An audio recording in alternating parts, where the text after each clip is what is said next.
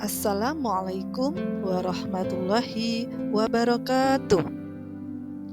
Hai anak-anakku semua yang solih dan solihah, semoga anak-anak selalu sehat dan dalam lindungan Allah Subhanahu wa Ta'ala.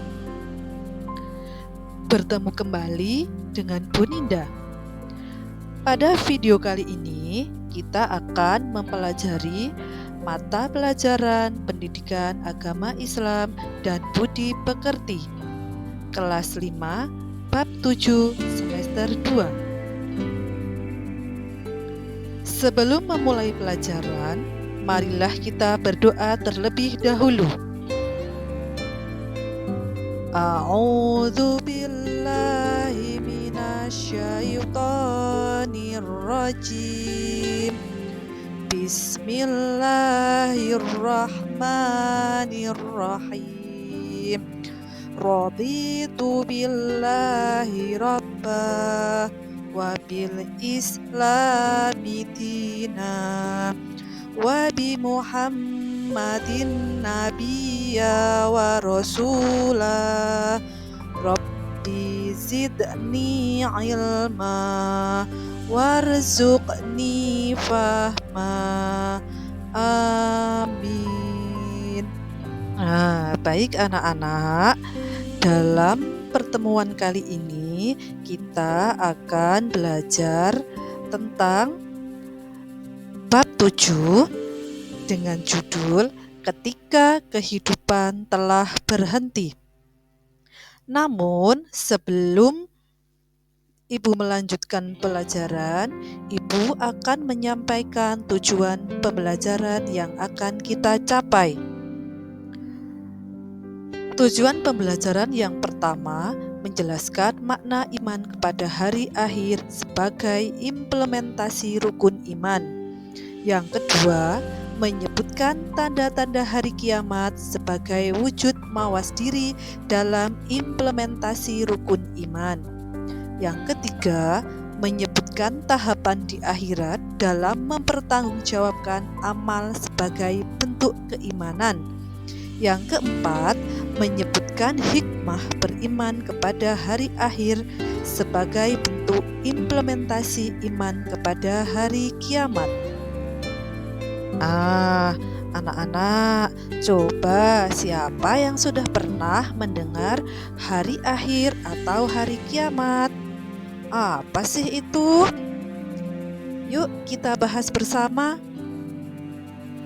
Pengertian hari akhir atau hari kiamat yaitu peristiwa hancurnya alam semesta dan segala isinya. Tidak ada satupun makhluk hidup yang dapat selamat dari peristiwa ini.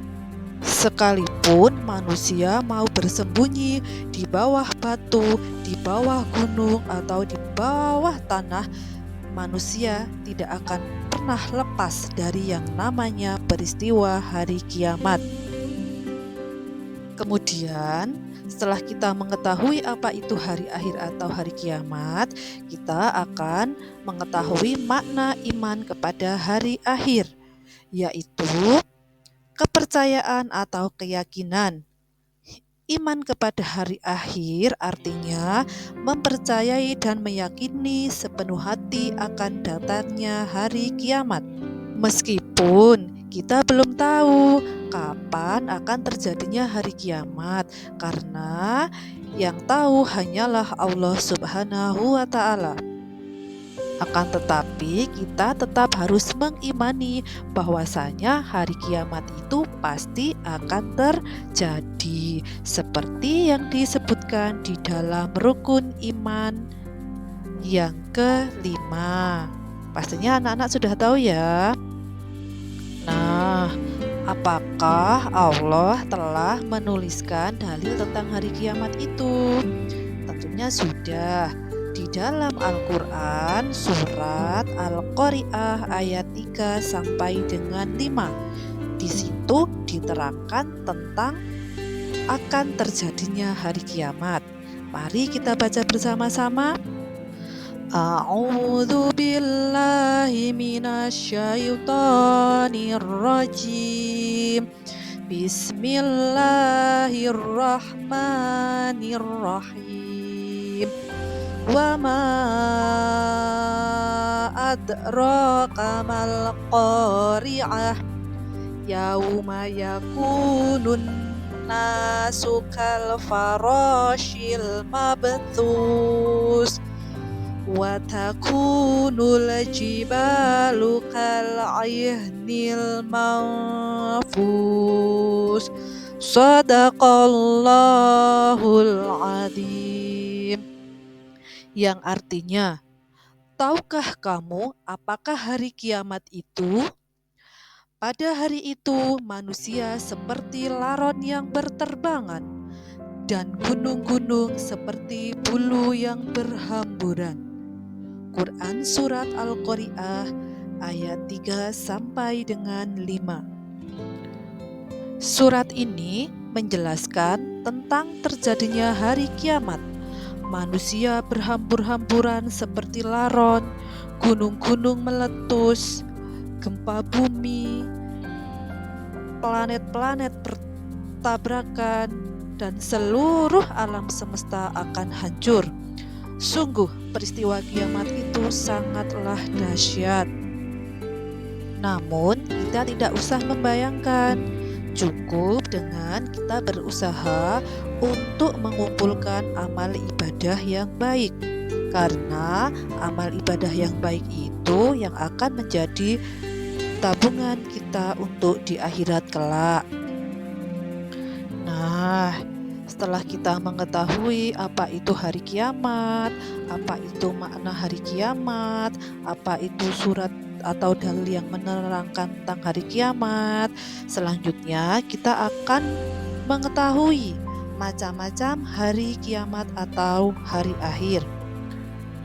Hari kiamat dibagi menjadi dua, yaitu kiamat sugro dan kiamat kubro. Kiamat sugro itu sama dengan kiamat kecil, yaitu berakhirnya kehidupan manusia atau makhluk hidup lainnya. Contoh kiamat sugro adalah kematian seseorang atau bencana alam yang sudah terjadi pada saat ini.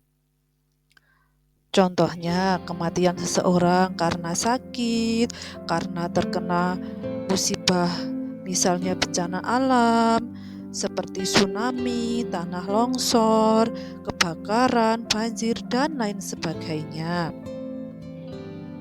Itu adalah pengertian dari kiamat sugro.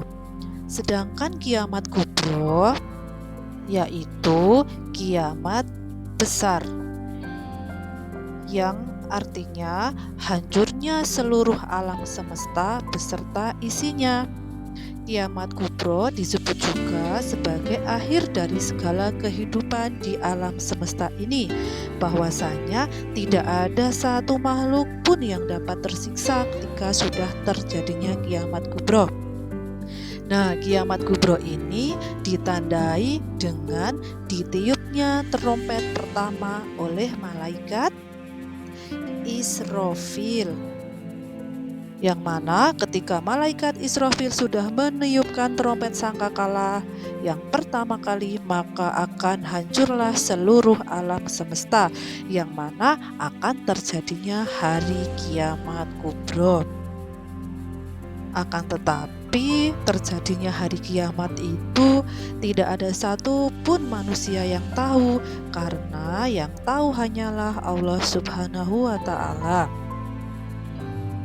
Nah, mulai dari sekarang marilah kita persiapkan diri kita untuk menambah tabungan amal-amal kebaikan, menambah ibadah dengan khusyuk, agar kita mendapatkan tabungan yang banyak yang nantinya akan menyelamatkan kita ketika di akhirat. Nah, anak-anak sekarang sudah tahu kan apa itu kiamat sugro dan kiamat kubro. Selanjutnya kita akan mempelajari tanda-tanda hari kiamat. Yang pertama, tanda-tanda hari kiamat sugro. Tanda-tandanya itu sudah kita alami pada saat ini. Apa saja tanda-tanda dari kiamat sugro? Yang pertama, banyaknya fitnah. Sekarang banyak orang yang suka mengada-ngada tanpa tahu kejelasannya seperti apa. Kemudian yang kedua, munculnya nabi palsu. Pada saat sepeninggalan atau wafatnya Nabi Muhammad, ada seseorang yang mengaku bahwa dirinya adalah nabi, yaitu Musailamah al-Kadzab. Itu juga merupakan tanda-tanda dari kiamat sugro loh. Kemudian yang ketiga yaitu kebohongan. Bahwasanya sekarang itu kebohongan sudah sangat merajalela. Banyak orang-orang yang selalu tidak berkata jujur demi menutupi dirinya sendiri. Kemudian yang keempat adalah riba. Riba juga sudah kita alami, bahwasanya riba juga sudah merajalela pada saat ini. Banyak orang-orang yang mengambil keuntungan dari riba. Kemudian yang terakhir adalah anak durhaka. Na'udzubillah, semoga kita jangan sampai menjadi anak yang durhaka.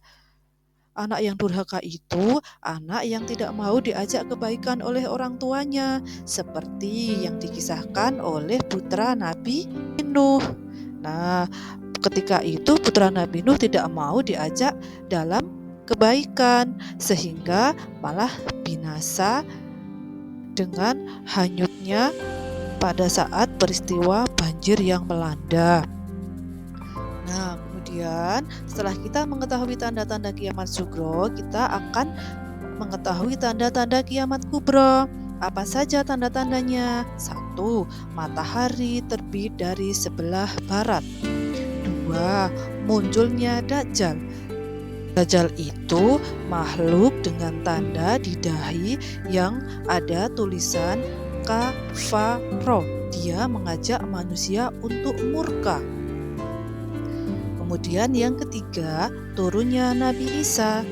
Sebenarnya Nabi Isa itu belum meninggal. Nabi Isa diangkat ke langit oleh Allah Subhanahu wa taala, dan pada saat kiamat kubro akan terjadi, Nabi Isa diturunkan lagi ke bumi. Kemudian yang keempat yaitu keluarnya Ya'juj dan Ma'juj. Nah, ini adalah sekelompok orang-orang yang suka membuat kericuhan di dunia. Kemudian yang selanjutnya munculnya binatang melata.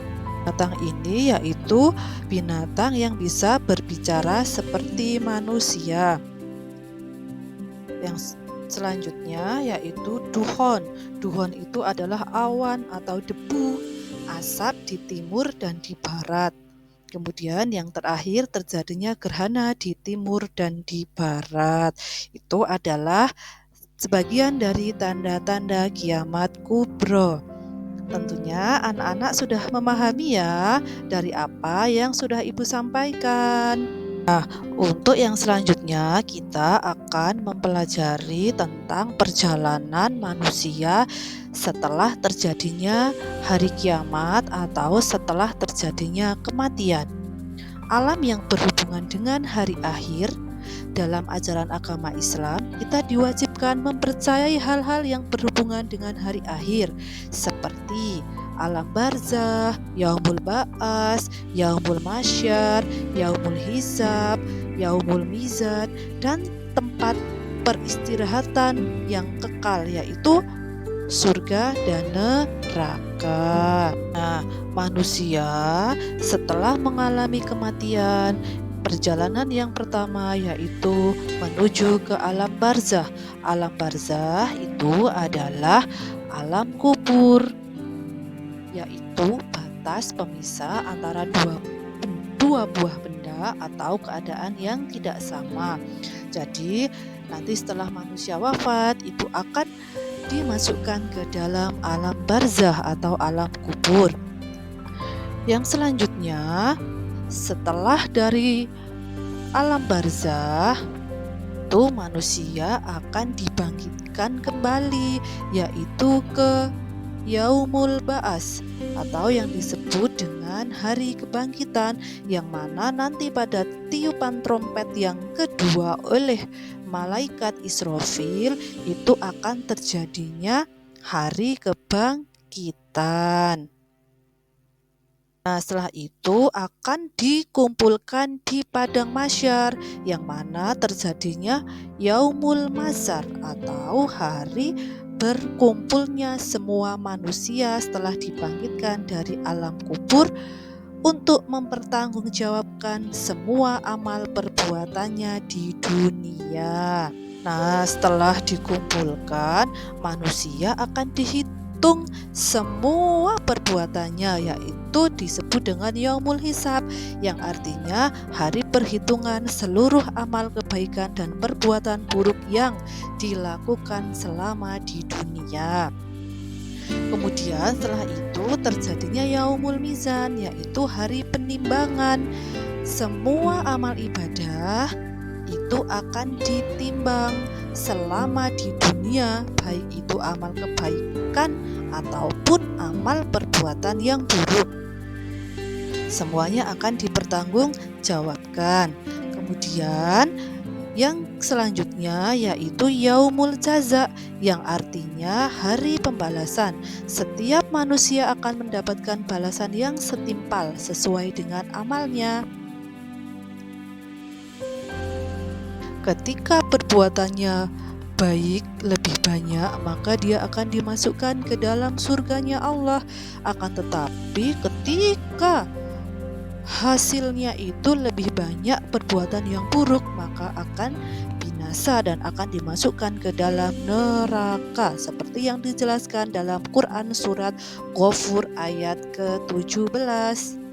Nah, itulah perjalanan manusia setelah mengalami hari kiamat. Jadi manusia itu belum berhenti ketika dia sudah meninggal. Dia akan mempertanggungjawabkan semuanya di hadapan Allah Subhanahu wa Ta'ala atas apa yang mereka perbuat selama hidup di dunia.